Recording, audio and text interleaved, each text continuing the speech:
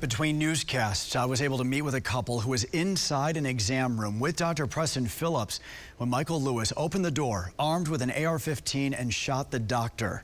As we learned today, Dr. Phillips was the intended target.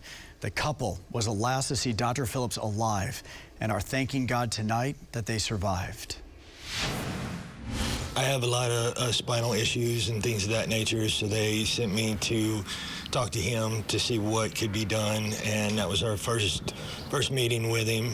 We were going through MRIs and things of that nature, and he was telling me what he could do, and as we were talking, the door cracked open, and I thought it was one of the nurses coming in to just tell him something. The guy stepped in, fired off 2 rounds at the doctor, pointed it at me. I asked him, please don't, and he said, get out. Thomas Reed and his wife Heather were the last to see Dr. Preston Phillips alive as they came face to face with his killer. Although the encounter lasted just seconds, Thomas says it felt like it played out in slow motion. His wife had a different view. I was directly behind the door, so when the door opened, it hit my knees.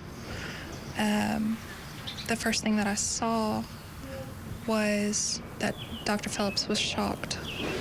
I saw the look on his face, and then I saw the gun. The gun went off, and the shell casings actually hit me in the face. You thought it was a nurse coming in. When you saw it was a man with a gun, what was your first thought?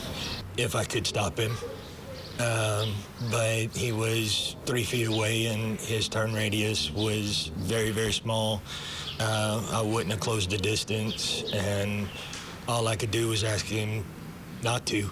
With the shooter sparing the couple their lives, Thomas tells me he grabbed his wife's hand, pulled her out of the room, and they ran as fast as they could while yelling at others to run as they quickly called 911. Today, as they process what happened, the only thing they can think about is that they survived, and they're most thankful to be alive for their 16 and 12-year-old daughters. My oldest daughter has been through a little bit, and she always asks me, she's like, you always got to come home. And tell you what, if it wasn't for her, I probably would have tried to stop him. But, you know, that promise to her probably saved our lives. Thomas tells me the whole situation is absolutely tragic. He says that he has been living with chronic back pain for a while, and he feels like he understands what the shooter was going through, although he makes it very clear he does not condone what he did.